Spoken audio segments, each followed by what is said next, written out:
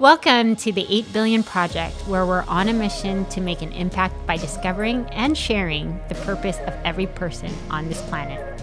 I'm your host, Liza Florida. Enjoy today's episode. Hi, everyone. Welcome to the 8 Billion Podcast. I am your host, Liza Florida, and our special guest for season 5D, another brilliant and amazing soul. She is a life coach who is on a mission to cure the world of loneliness, one soul at a time. Her curiosity and love for people has led her to live in the heart of Jerusalem, where she studied religion and the Kabbalah, to the shores of Maui, where she learned to surf and began her own healing journey. Today, she lives in Atlanta full time and continues to travel regularly, speaking to audiences, large and small, about the power of connection to themselves, to God, and to one another. Help me welcome Yana Dashevsky to the 8 Billion Podcast. Welcome, Yana. Did I say your last name correct? You said it perfectly. Oh, Thank thank you you so much. so much. Thank you for having me. And thank you for that pronunciation and double checking. I really appreciate that. Yeah, I think this might have happened maybe on one other podcast. I did say it right and I didn't double check, but usually I make sure that happens. But when I paused for a second, I said, please let me say this right. Well, I think, and I don't know if you wanted to go here with the show, but even just to start off on that, how much our names resonate with our essence. Yeah. Right. And in a way, it's that one thing that we identify as like, oh, that's me. And ultimately, I think it's so important, and it's okay to not know, but it's so important to do the justice to another, to just ask, right? Because it really can be like, hey, wait, that's not me. I'm this. Right. In the grand scheme of things, we all really know what we are. Right. Well, Yana, I've already given a short bio about yourself. And the guests that I'm actually featuring for season 5D have typically gone down a different, road and chapter the first half of their life. So what I'd like to start with is, of course, your story and how you came about becoming this coach with a mission to cure the world of loneliness, mind you. And that's something I think many of us, if not all of us, feel on sometimes a deep level. Totally. So, I'll start from the place of where I think in my early teens, 12, 13, 14 years old, started having this identity, right? And started realizing that I'm my own separate person away from my parents. And I was always a very spiritually minded person, very inquisitive, very curious, wanting to know these bigger, deeper questions. And I was born into a family of computer programmers and civil engineers and just very technical, A plus B equals C type folks. And I remember feeling from that age when I really like consciously could experience me as myself and who am I? And in that discovery phase that we all go through in our teen years, really alone, like really the sense of not belonging to my friends, not belonging, not understanding, hey, where did I come from? Why can't my parents explain to me why I'm having these deep philosophical thoughts? And I even remember being in high school, and when I got my car, like one of the first things I did was like drive to ashrams and Buddhist centers and meditation centers and just start meeting with, the leaders and being like, okay, who's God? My parents never taught me this. I want to know what's the bigger story? What's the bigger question? And for some reason, I never really got satisfactory answers, even at that young of an age. I was like, oh, there's pieces to this that make sense, but it doesn't resonate with me in my soul. And so I kept up this like, I'm alone, I don't get it, no one gets me, I don't understand. And it really led me down an interesting road of where basically I started smoking a lot of pot. And that led me to a journey with psychedelics at a fairly young age, 16, 17, 18. And I was having these mystical experiences in the woods with friends doing psychedelics. But even in that, it was like, it's not the full essence here. But those steps led me really to a lot of depression in my early years. And I started using kind of drugs, alcohol as a crutch for myself to soothe the loneliness, the isolation that I was feeling until college, when I happened to meet a rabbi who, for the first time in my life, explained God to me in this mysterious way that came from a really beautiful Kabbalistic tradition. And I was like, oh my gosh, like this feels right. This feels right in my heart. This feels right in my soul. And I almost did like a 180 from like sex, drugs, and rock and roll to I'm going to pursue this. I want to know more about this. And I've always kind of been like an all or nothing person. So in the middle of my college, about junior year, I started becoming more and more observant in the Jewish tradition and trying to follow these like Orthodox Jewish principles while studying Kabbalah, which led me to a journey of discovery. I switched my major to Middle Eastern Studies just so I could kind of compose more classes in school that let me learn about those topics and the history and religion and cultures. And that's what led me to Jerusalem. And I studied Kabbalah, Jewish mysticism in Jerusalem for a year after graduating. And then I moved to an ultra Orthodox Jewish community in New York after graduating. And what I saw on the ground was not what I was learning, which was so interesting because people are always going to be people. But again, I was like, wait, like this was supposed to be the community I was going to belong in. Yeah. And again, I'm like, whoa, what's going on? I'm hearing people teach one thing, but act in different ways sometimes, right? And kind of the naive younger person in me was really, really hurt by the things that I was witnessing and really distraught again. And I thought this was going to be my end all be all. And here I go again. It's like I fell in love with these teachings, these principles, but I didn't see them applied in the place that I thought they were supposed to be applied at. And so I kind of left the community. I went on a detox from all of the organized religion that I picked up along this journey. And my best friend in college was actually from Maui, born and raised. So I had vacationed with her a couple times and went on another vacation to Hawaii and just absolutely fell in love with the island life, the people, the culture, and ended up spending time there and decided, you know what, I'm just gonna go ahead and move to Maui. When else am I gonna be 26 years old, free, no attachments, right? And really, that was the place where I lived there for 7 years, where I started truly tapping in and putting all of these puzzle pieces together and learning from the Polynesian inspired culture and learning like life in Maui and Hawaii is just really slow. And you're so in tune with the earth and the water. And I feel like the waters there just have this magnificently cleansing effect. And I learned to surf, and I thought that was a spiritual practice in and of itself. And all of these things that I had learned from the Kabbalah really started kind of sinking in this place that really truly felt like surrounded by the waters, like I was just in a womb and it was safe. And it was just a place where I could start finding my grounding, my orientation again, and really began this healing journey from the inside out, which I made it to the top of the service crew or service industry on Maui. And all of a sudden, I kind of found myself like at this place in the restaurant industry where I was making great money, working at night, 20 hours a week. And basically, all these managerial jobs were being offered to me.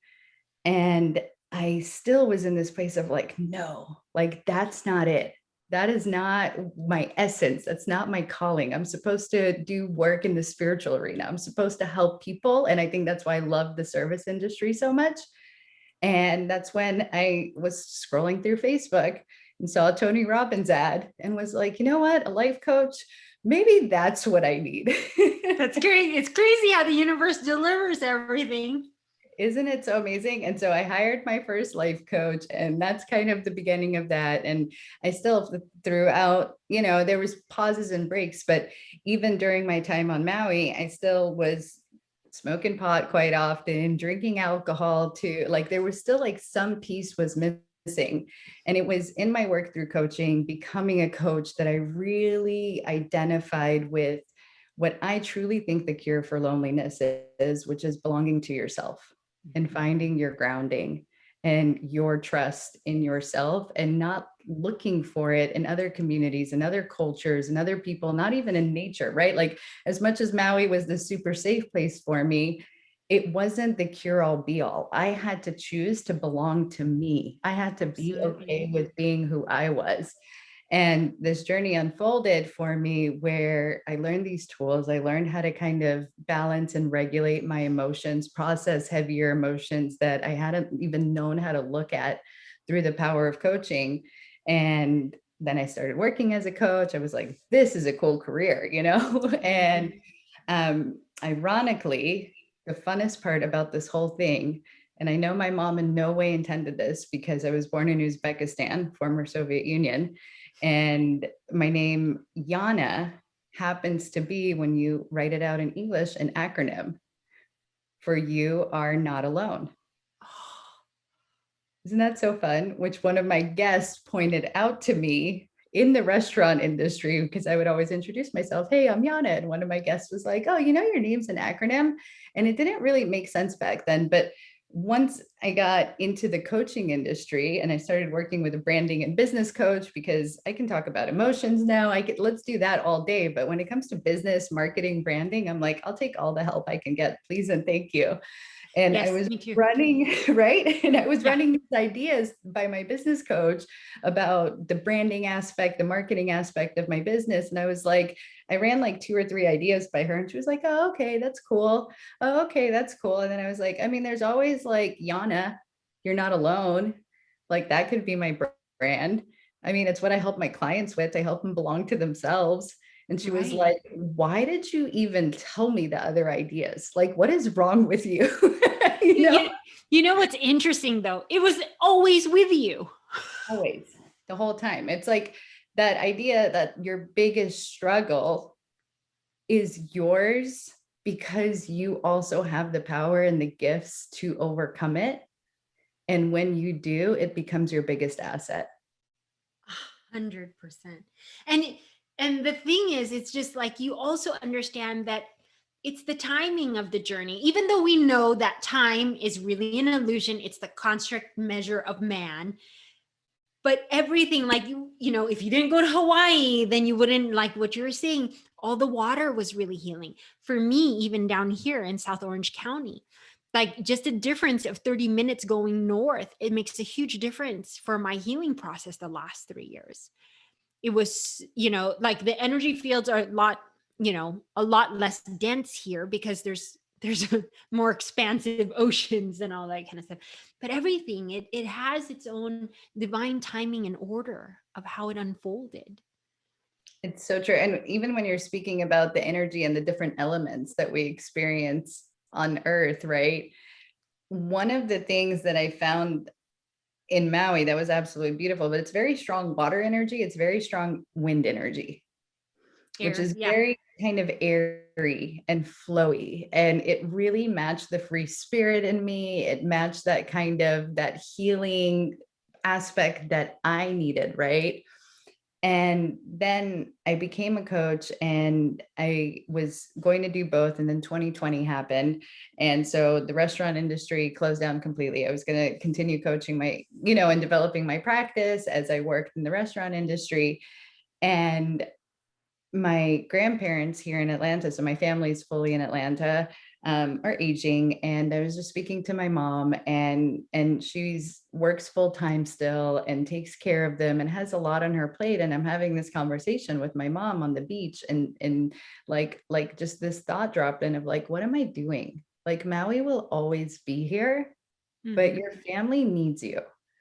And I moved to Atlanta, which was a real kind of like nervous. Is like people are always like, why would you leave Maui? And I'm like, family. It always, for me, family comes first. It's a very natural instinct for me. But what I realized is the energy here in Georgia is very grounded. it's very like wood energy. It's very like, Ah, woods and this earth element to it.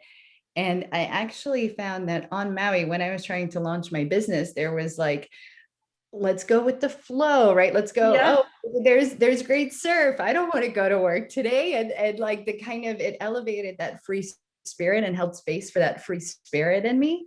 But this new stage of my evolution and growing a practice and learning business and learning how to really, right? Because we can be spiritual all day long, but if we don't know how to deliver our message to be of Oh, service, that's why it's so important. Then and that for me is very new, and it's a grind and it's a hustle and it's challenging myself in many ways. And it's almost like the energetics where like you're ready for this new chapter. mhm. Let's go build it in a place that Yep. supports that evolution, that's less of a distraction, right? And Yep. so it's true, and time is such an illusion. And yet, for some reason, it's so important to our material physical existence here in this realm. And when we really tap in, it takes us on this beautiful, perfect time journey when we're really able to see that like everything happens at divine timing, at the perfect time Yes. for the right reasons. And I actually came across a gentleman on, I don't know if you follow him, Phil Good. Have you Oh, followed yeah. Phil Good? Yeah.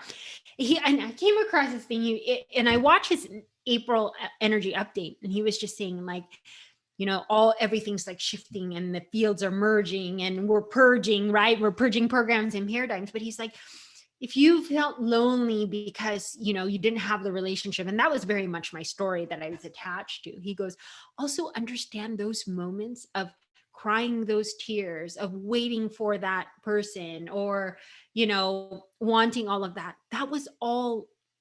There was not a second that isn't accounted for in the universe. Because he's like, what if your perfect partner wasn't available at the time? There's so many things working and at play, and it's beautiful. He said there's infinite possibilities of how it can work out. But he's like, when you sit there in that lower frequency and you're just like, boo-hoo, you're not in a place of creation. So he said, honor each of those moments because the universe is going to bring it to you. It's so good. Tell me if this resonates with you, but it's something I heard this week and it's blowing my mind a little bit. You know how when we almost resist to learn a lesson that the universe is guiding us towards, it'll come back possibly with a different name tag on it, a different individual, but will spark the same triggers, right? Like for myself personally, in my own loneliness and my own non-belonging, it was like one boyfriend after the other was either emotionally unavailable or really desperate and needy themselves. And it's like, I don't belong to myself, so I'm attracting all of these guys that, Yeah, exactly, the mirror reflection. right, the mirror reflection. And so I think it was on a podcast called Human and Holy, which is really, really beautiful podcast that talks about Kabbalistic wisdom and insights, but like from a really practical point of view of how it relates to our lives. And I forget the speaker's name exactly, but the woman was saying how every single time we encounter that same lesson, even though it is going to keep coming into our lives, we ourselves are a different version of ourselves. Yeah. So even though it seems like we haven't worked through all of it, that we're still attracting that different lesson, there has been something. It's like we unlock, maybe like the imagery that like came, like a yeah. right? Like if you're in a cage and that has another cage around it, and that has another cage around it, and that has another cage around it. And sometimes it seems like it's endless before you get out. But really, every single one of those lessons lets you just unlock one of the doors. And then you can get to the next layer of that cage and the next layer of that cage and kind of peel away these layers of the blooming onion, because even though, so nothing is fruitless is basically the idea. Yes. You are a different version, even though you might be experiencing the same lesson coming through. It's like know that every single one of those lessons is elevating you. And at a certain point, like maybe that was your soul contract, maybe that was your journey, right? Whatever it may be. But at a certain point, that there will be that one that it's going to seem like, wait, why did it click this time? And it didn't click all of those other times for me, but really it's that final cage that you're going to step through. And it's like, oh, now all the other ones make so much sense. Well, it's funny though, and I didn't want to interrupt you in the middle of it. And I don't know if we ever talked about this, so you remind me, because that has been the story of my life. Like, my son's already going to be 18 next month. And that for most of his life, I haven't had any relationship that's lasted 4 to 6 months. So it's been a pattern. Relationships were my lesson pattern, and the thing that triggered the awakening. And I kept saying, I said, what I did attract was same person, different name tag, right? It was just the same type of person. And I was like, well, how many years do I'm like, Yana, I'm talking about probably 10 years straight. And I was just like, that's a lot of cages. But you're absolutely right. If I can look at it from what you just proposed, which was just like because it's true, they're not exactly the same. There was something you learned, but there's also times that once I got to a certain type of relationship, I was like, okay, I'm close shutting down. Then I didn't realize how shut down I was, and I wasn't allowing it. And so now I'm in this season of my life where everything is blooming, because it's like I'm starting to understand. I mean, of course, I know this. I wouldn't be here doing season 5D, that everything starts from right here within. Yeah. Right. Yeah. Right. And it's ultimately like the nuances of those lessons, right? Like our soul has a deep desire to fulfill its mission, to fulfill it, but it comes into the world with this level of potential. And then it gets handed this physical body that has its own set of desires, that has its own needs, that has its own wants, that has, right? And the soul is like constantly like pursuing the body, being like, hey, listen, are you ready to listen? Are you ready to refine yourself? Like, let's already like get to the point here. Let's get godly. Let's do this. Let's do that. And your body is like, no. But deep down inside, we all know there's that deep whisper that's calling us to something, and we all have our own unique thing that is, and we all know what that subtle voice is that seems, and oftentimes it seems like a huge challenge, or it seems so scary, like it's not something I could ever do. Now I speak on stages, and it's always been something that I've completely wanted to do. But I remember in the thick of my addiction, sitting around smoking weed, daydreaming about the day I'll be on a stage, and thinking, why would anyone ever ask me to come speak to an audience right now? I'm over here, right? Stoned out of my mind. Like, that sounds right. Like, I couldn't. And like, it seemed so scary, and it seemed so I was limiting my own self in this. But every single time we go through these, it's like, yeah, you want to speak on stages? Cool. First, take care of this, then take care of that, then so if we're not ready to like almost like take that quantum leap from then what happens is we get these smaller nuances. And so like you were saying with your relationships, like even though it's same lesson, different name tag, but the nuances of that name tag is that next layer that's ready to be shed. Yes. That next little part of this that maybe your body isn't ready to learn the full lesson all at once, but like this little portion of it I can do. And sometimes quantum leaps are really cool, don't get me wrong, but also what's really cool is like what I like to call like the slow burn. It's like one simple rung of the ladder at a time, and let's integrate it all. Right. And then it doesn't maybe shake the system so much, but yet at the end of the day, what's space and time? We're all going to the same place, right? No matter which version we take. No, geez, Yana, you're like Buddha.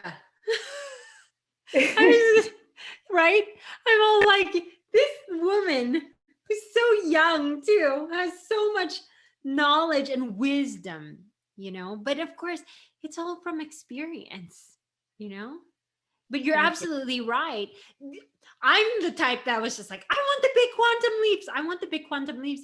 And the universe delivered the absolute opposite. But it's so interesting that you talk about, right? You had those visions of you being on stage, but you're like, okay, well, I'm here like smoking weed. But just this earlier this week, I was in a mastermind, and a gentleman was leading it, and he was saying, I want you to know that your existing reality now and your visions that you have, they're no different. So it's not in that space of imagination for you. It was always going to happen. It's just like, how do we collapse time with all of this? And we just tap deeper into ourselves, you know? Right. And I think there's also this collective element of it. Like, what are you seeing right now? I'm really curious. And I know you're doing a lot of interviews, and I feel like the more that each individual person collapses their timeline or reaches their own either mini leaps or quantum leaps and does the inner work, the more it collapses the collective timeline. Yes. Right, timeline. And now it's like the whole system is just starting to isolate so much faster for everybody. Like the amount of people that I keep hearing are like everybody's had a spiritual awakening in the last 2 years, if whether they wanted to or not. What are you seeing? No, I'm so glad that you asked me that. So I believe, like, this first wave, if you believe that there are waves, I do see that there was a pattern that started about 2-3 years ago of like massive. And then all of a sudden they went on this and they're like, I'm on mission, right? But, taking it down to even in the more recent times, right? Let's just say, so anyone and any of the audience that's listening, the new astrological, Yana and I are taping this on March 31st. So whenever it's going to release within another month or two. But just to give you guys reference, we just came through spring equinox and the new astrological calendar. Well, I do believe that there was a huge buildup that was actually happening starting last November, because I could genuinely feel it in my body. I moved a lot into the feminine space and I physically couldn't do a lot of work. But what I didn't know, what was harvesting, was all of this energetic buildup, because what they're talking about is that we really have entered the new age of Aquarius era, where it's all, and please, I don't know if I have to put a disclaimer every time I do a podcast. I'm not talking about a feminine movement. I'm talking about everything moving into the feminine energies of more love, compassion, peace, kindness, and that becomes the driving force of the energy behind it. So I'm not just saying women are going to be on the rise. Naturally, because of our innate qualities, it's going to seem like women are on the rise.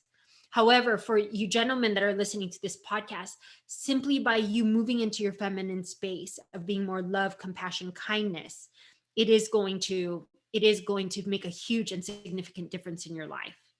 And so that's what I really see. And as we move into that, Yana, we are literally, honey, like scratching just the surface of this time. And yet what you see is, because of all of us holding this light and energetic field for everyone, it's almost like what you were saying, collapsing time even faster.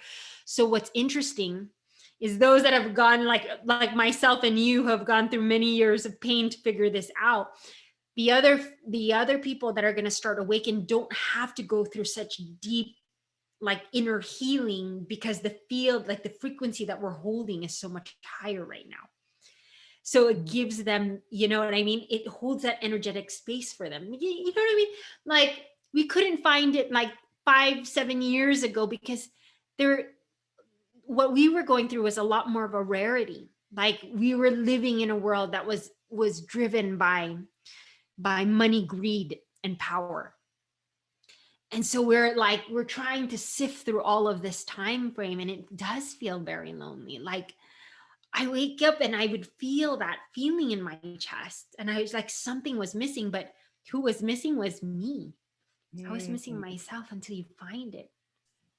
So tell me what you think about this. I've kind of dwelt on this concept for a while. And for a big portion of my life, I always believed very deeply in God. And if that word, I think sometimes we have so many notions of God. I like to use the word, but really what I mean is the source of life, source of our animation, source of this dimension that we're experiencing, source of all of our experiences, and an energetic source, right? Yes. I always believed in that that thing that was created before nothing else, or that thing that was before anything else was created, is kind of how I think of it, right? Yeah. And I believed in it, but I had this time and this space in my life where I was genuinely so frustrated and so mad. Like, why do you have to make me so sensitive, so empathic, such a feeler? Why do I have to hold the brunt and the pain of the world on my shoulders? All I want is for people to be nice, caring, kind, compassionate to each other, loving towards each other. Why does it have to be that people like me are like barely noticed, right? And then, like you're saying, fame and greed and all of, like, I mean, we can get into that whole world, but I don't even like to concentrate on that so much, but that's what gets emphasized, you know, in the world. And that is where the notoriety, so to say, is. And one day, and this wasn't too long ago, maybe like half a year ago, I had this download drop in that made me see the whole point of it all. And it was such a beautiful awareness. And so if there's any empaths and kind of feelers listening to this podcast that might be in the thick of it right now and kind of going through it, what I realized is that in the collective, there has to be balance. Yep. And just like every single individual has to process their own trauma and process the emotions, right? Like, we're not responsible for what happens to us as children, but we are responsible for how we deal with it as adults. Yes. And just like every single one of us collectively has to do our own work, when in the global system, there's a misuse of the energetics, of the privileges, of the riches, of the abundance, of the resources that is available to all by a few, there's also the few who, through their pain, through their agony, through their feelings, through their emotions, as difficult as it may be, are doing the whole collective the most gorgeous service. Yeah. By being the ones that are holding the energetic space to process and restore that balance in the collective, right? In the collective frequencies of energy. And right now, sometimes it might seem like a curse. Why me? Why did this happen to me? But I think as we move more and more into this world that we're really truly birthing right now, this compassionate, loving, kind, caring world, what's ultimately going to happen is this shift of dynamics, is this shift of power. And I have a very strong feeling, like, what I really want to say, and I don't like to make promises because, but I really want to say is, like, I promise you, your pain is not for naught. You will be put on, like, the humanity collectively will say, thank you so much. Thank you so much for allowing your soul to come through in this world and volunteer. Yep. Your struggle, your pain, your emotions, yourself, to go through that process so that the whole world didn't fall apart. Yeah. Thank Oh you. my gosh, Yana, you're gonna make me cry, Right? because I'm one of those souls. I mean, Yana, I can't begin to tell you. I felt like I was 10 years lost, and it just seemed like no matter what I did, right, you almost hold your breath because you almost feel like I'm not gonna get it. I'm not, you know what I mean? Like, this is too good. And it kept looping and looping and looping. And I was just like, what is going on? But there's such divine timing in your own path and journey. And once that starts to unfold for you, it, like, literally, Yana and I can vouch for it. It's day and night once you get through that, and we're still on a journey. Don't One, get me wrong. Yeah. right, 100%. But it truly is, like, once it's your time, it will ultimately, like, and the unlocking process, as you were saying, it really, that is collapsing. And so, like, what I'm seeing now is, like, things that took me 2-3 years to learn, my clients are learning in a month and 2 months and 3 months. Right. And they're, I just had a client who 6 months ago was like so just all of the shame, blame, doubt, I'm not good enough stories. That's kind of why she hired me to work with me. And she has shifted and been able to receive and lean into processing emotions and actually being with her painful emotions, which for me was like, for the first year of my own coaching, I was like, no, I'm not going there. I'm not doing that. What do you want me to do? You want me to hold space for this pain and invite it in? Like, nah, it's never going to go away. I've been there before. I know what that leads like, right? And this client was like, no, let's go. Let's do it. What do you want me to do? Let's do the somatic work. Let me show up on the calls vulnerable. Let me cry it out. Let me go work out. Let me go dance. Let me be with my emotions, like work out with the intention of the emotion. Let me move my body. Let me process it through. And I'm telling you, 6 months later, she has literally, she just got hired at a life coach certification school. And that was like a dream. Like she always knew she wanted to help people and so on and so forth. So part of what we were working on is like stepping out of a job that didn't really serve her so well to now she matched this, she had this new energetic frequency through all of the processing and the trauma that literally we were like, okay, it's time to find like the job, right? And she literally found a job with all of the qualifications that she had on her like list of what would be absolutely perfect to invite and attract into her world. And it's so funny because her husband is he's like, yeah, you're really gonna get all of that, ha ha ha, right? Like very like he's an amazing guy, but and they have a great relationship, but like he's like, I don't believe in any of this woo stuff, right? And then she lands her perfect job plus some, and she didn't have like it had to be for a life coach school, but she wanted online, she wanted certain freedoms in her schedule, hours, so on and so forth. And part of this job's requirements was that she had to become certified through their program as a life coach. And then not like only it was so precise.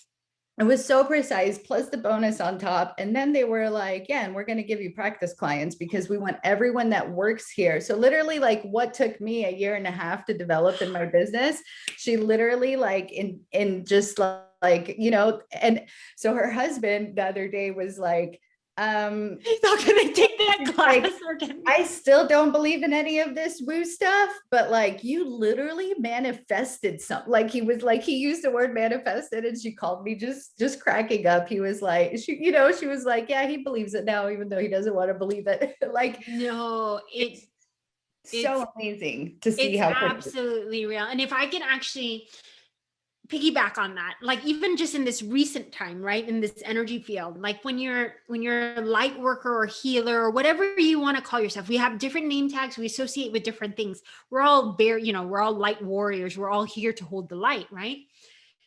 If you feel like as much as you could feel the frequency shift, there's still a lot of purging that's happening, even in the physical. And for us, all of us, most especially that are consciously aware of what's going on, we have to constantly dive in to that pain. Like we have to, figure out what it is, honor it, let it surface, release it. It is like moment after moment, it's a conscious effort of really recognizing what's pulling up. Because like last week for me, it was like abdominal cramps. And then all of a sudden I had massive headaches at the beginning of this week. And on top of that, I'm still filming all of season 5.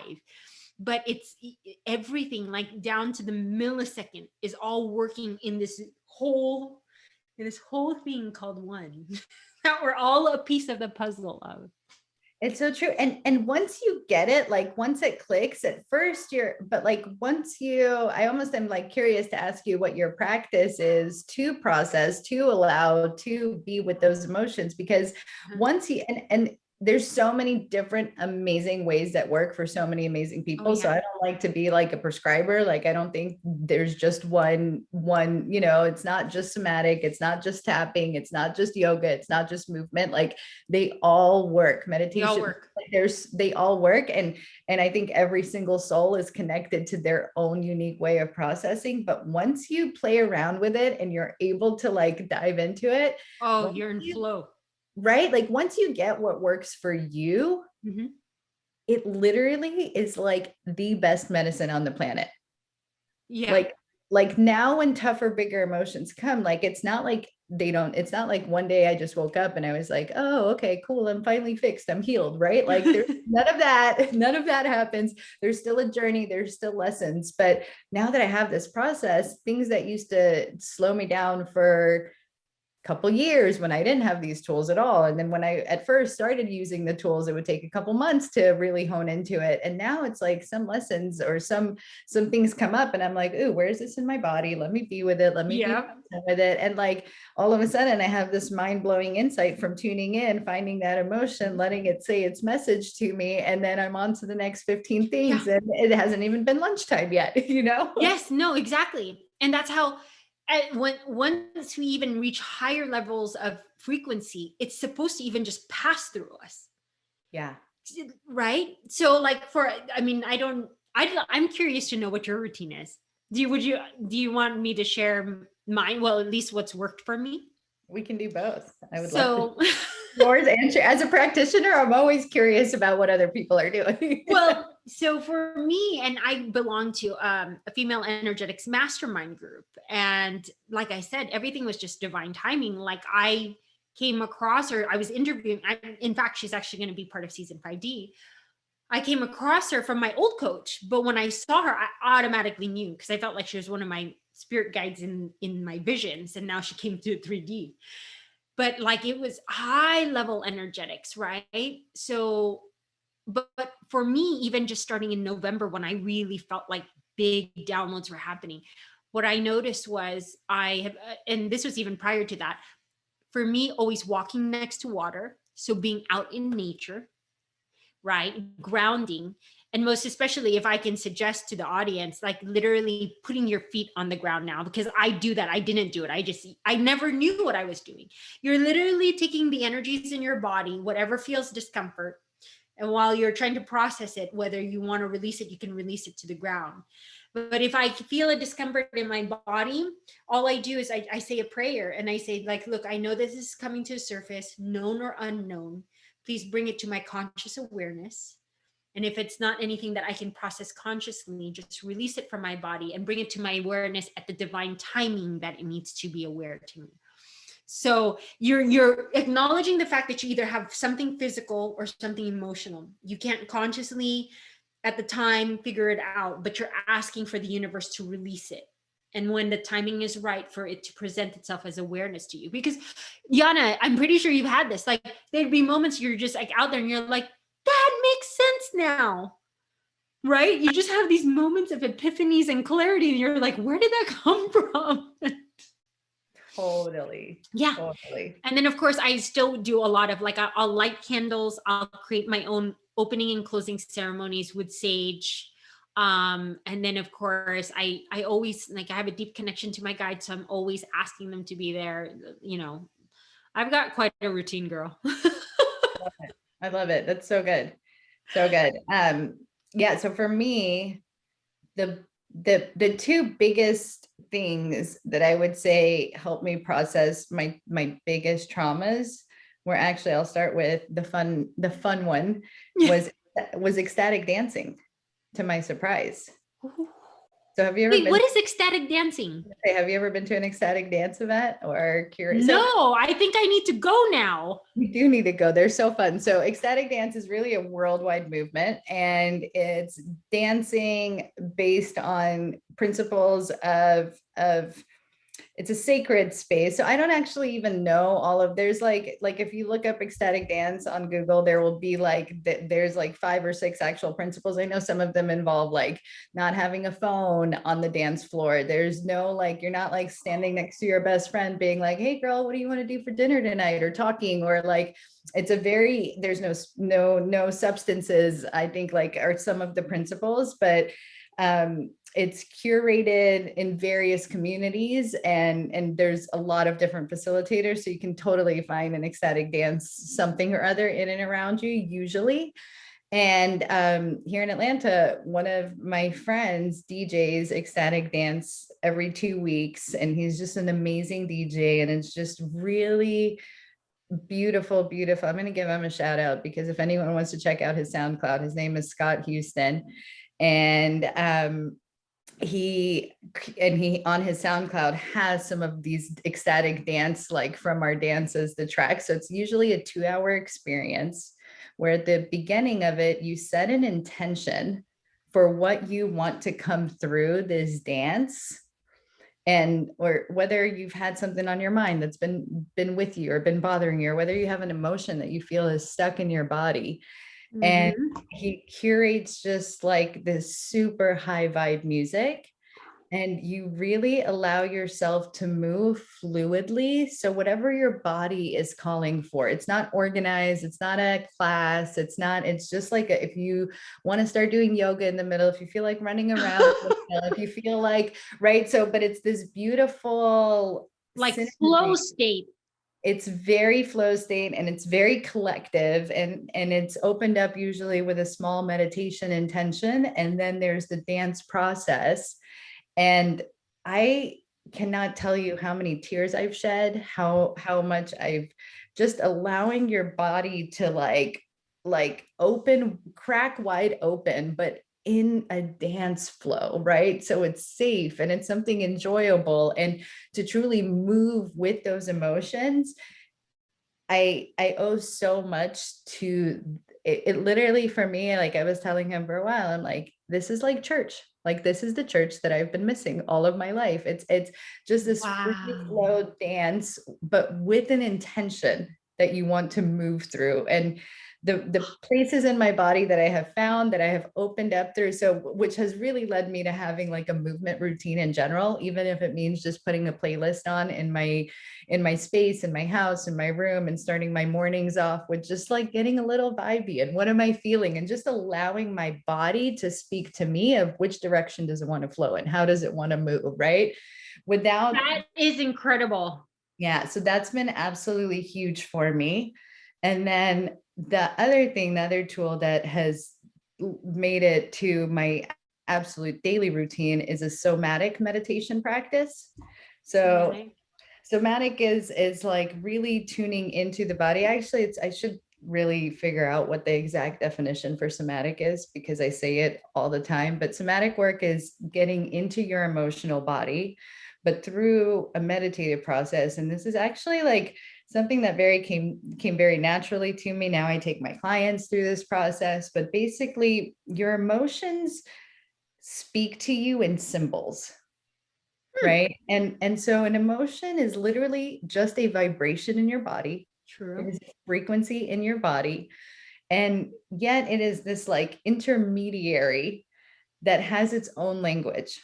So the way that somatic practices for my meditation start is, and I do this every morning for 18 minutes, I just find the most high frequency in my body, the one that I can feel the most. What is that, right? Like, what is that emotion? Where is it? And just starting to describe and name the emotion and allowing it to be and being present with it.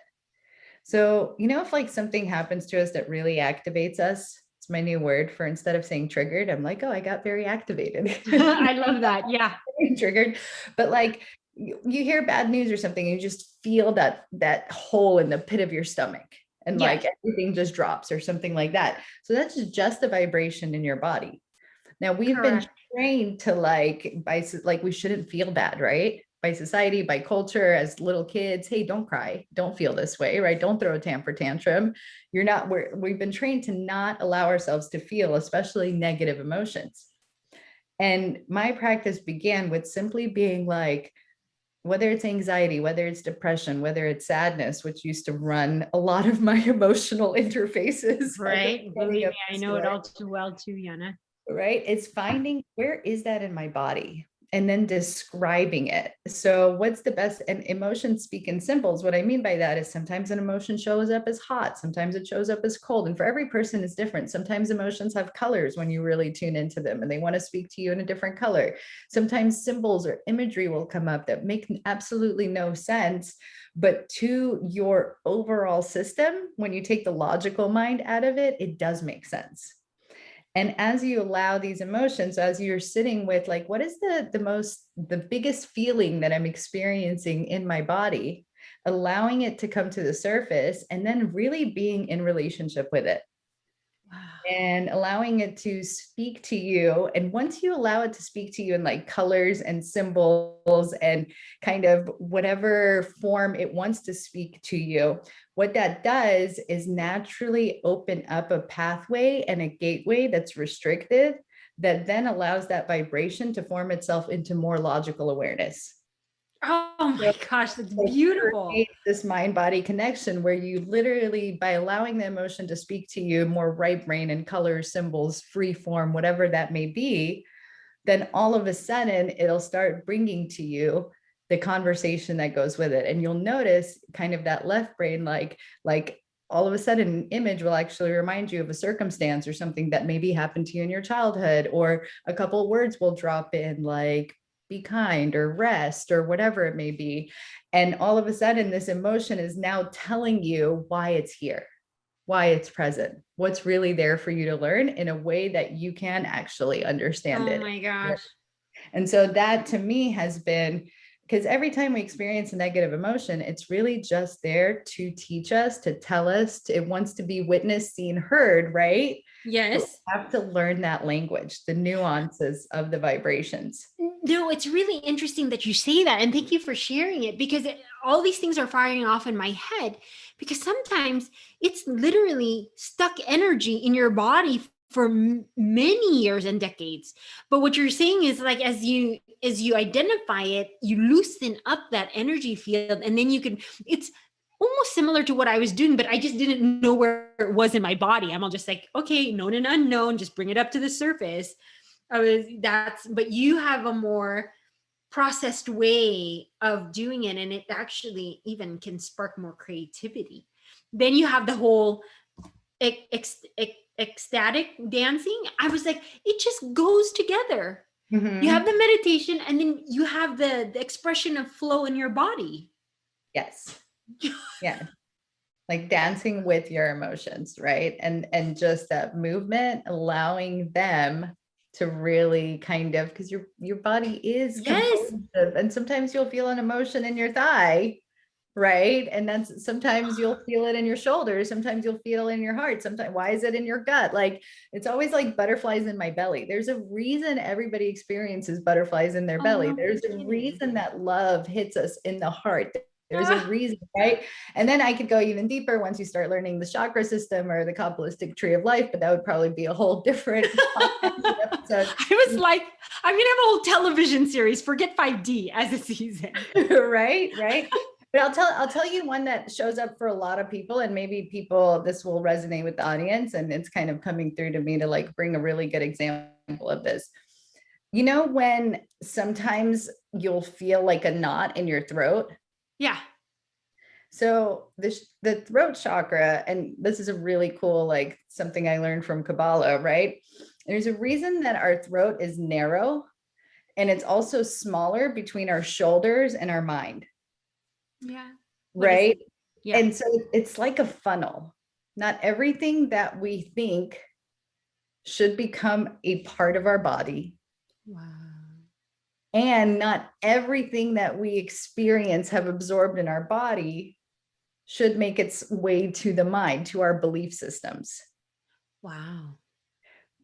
But sometimes when the mind and body are not in alignment, so deep down in our heart, in our gut, we have this gut feeling that we should say something, or we should not go somewhere. We need to express ourselves to our boss, to a partner in a certain way. And we want to, but we're not letting ourselves do so. It'll feel like we're getting choked up, or like a throat, like a knot in our throat, right? Absolutely. And so whenever you're experiencing that, there's a disconnect between mind and heart, between mind and body. And it always, 90% of the time, what I see with clients is that it has to do with not being in integrity to yourself and not being able to speak your truth. So true. I fully agree with that, to be honest. Thank you so much for sharing that. Right. And it comes up as an emotion in your throat that feels like people will describe it as like, it just feels like a scratchy throat. It feels, and they're not sick, right? Or it feels like there's like a cork in my throat, or I just like, it feels like a blockage, or, and that will be the way that they start describing it symbolically. But to me, that as someone, I'm like, oh, okay, so what truth are you holding back? Yeah. I mean, I take them on a bigger journey than that, but that's what, like, once you start getting to know all the different places where energy is stored, you can really start playing around with the system. Well, Yana, you are so wise beyond your years, but I also know that you've been through quite a journey. So I thank you so much for sharing. I mean, I feel this. I feel like I can go on. This should just be a television show because I can sit here and talk to my podcast guests for hours. And the thing is, I know, and I say this to you, I know that this is just going to be more than a podcast. I know these are going to be, I'm finding my soul family on so many different levels. And life is just so beautiful for me right now. And you're a part of it. I'm so grateful. The way we met is just, it really was such a beautiful connection. And I remember our first messages to each other on Facebook. Like, I was like, oh my gosh, like I am getting chills left and right. Like, I never comment on these posts. But something just drew me to you and wanted me to reach out, and definitely soul family. And that's the way that these shifts are happening so darn quickly. Like, we are just getting magnetized to our people right now. It is absolutely that. That's why I was just like, how even the timing of me recording the season and then releasing it.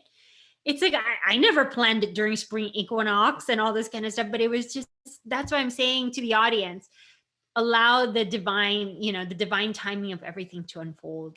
It's really beautiful when you the journey is beautiful, but sometimes right now depending on where you are, you might be in a little, might be in some pain. Honor that space and give yourself so much grace and love. And I'm telling you, it could actually happen much faster, your healing process, because of all the all the pain we went through. Right. Well, I'll tell you this, and I think it's just such a beautiful way. I was thinking, if there's one message that I could share with the world, but also just kind of on this podcast, a podcast such as this. Sometimes I think when we think about 5D concepts, we tend to get a little meta. We tend to get a little spacey, a little out there, a little, right? It's big. And the way to bring it down, and this works for whether you're feeling just fine, but I find this to truly be the biggest second cure to loneliness, right? Mm-hmm. First one is belonging to yourself.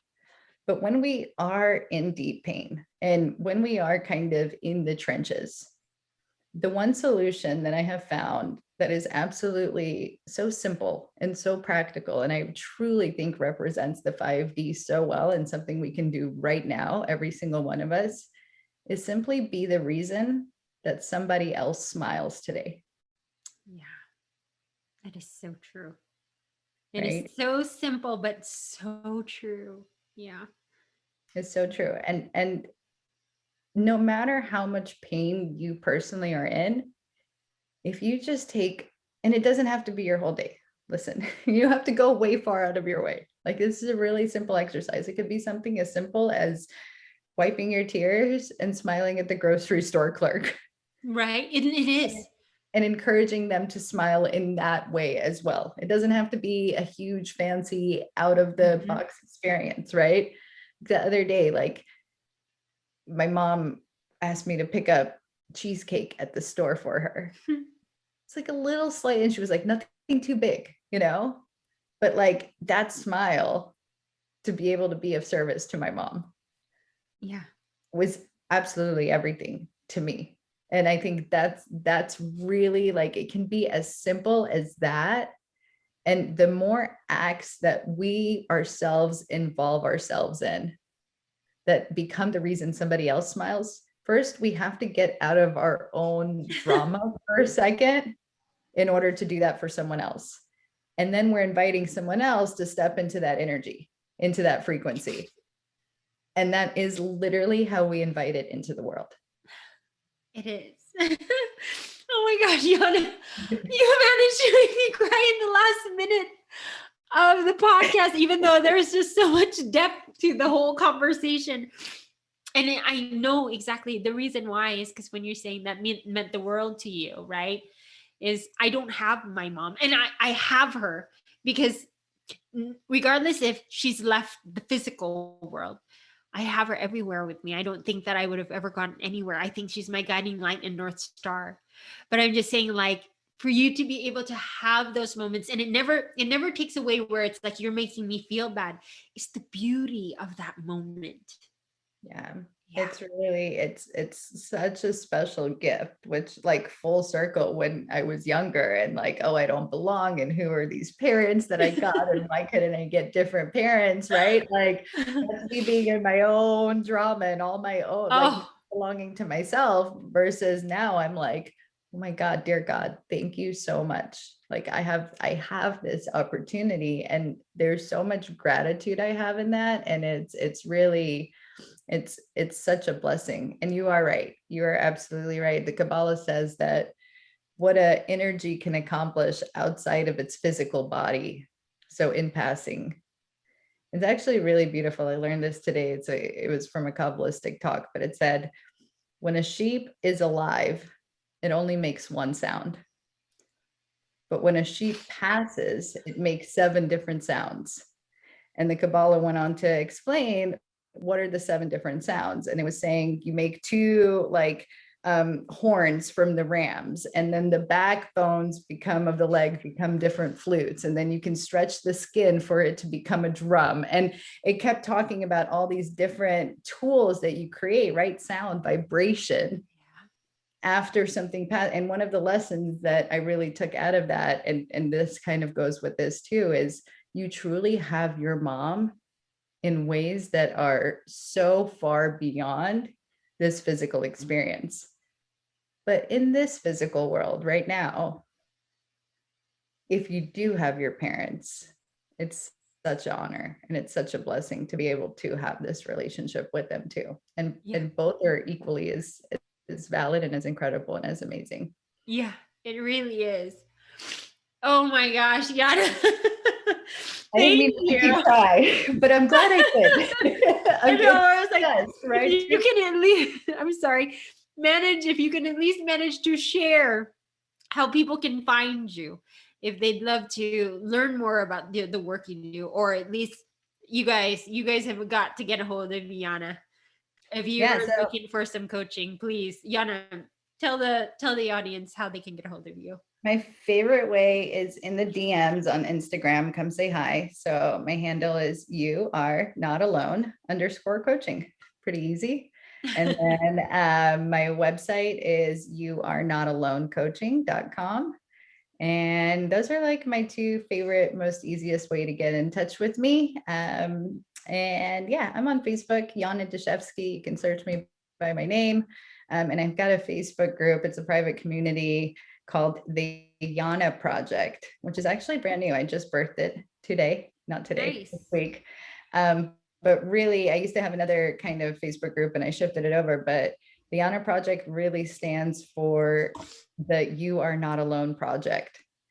And it's truly kind of the expansion of my work. And what I really want this to represent is the evolution of every single one of us taking ownership for our soul's purpose, which I think the community aspect, right? And so it's really, the Yana Project is about community, it's about mentorship, and it's about evolution. But what's included in that is this idea of where I truly want to take my work, which is, just because I'm a coach does not make me any more special, doesn't make me a leader, it doesn't make me any greater than any of my clients by any means. And I want to invite everybody to be part of You Are Not Alone, because that is that whole sense of communal belonging that we're involving ourselves in.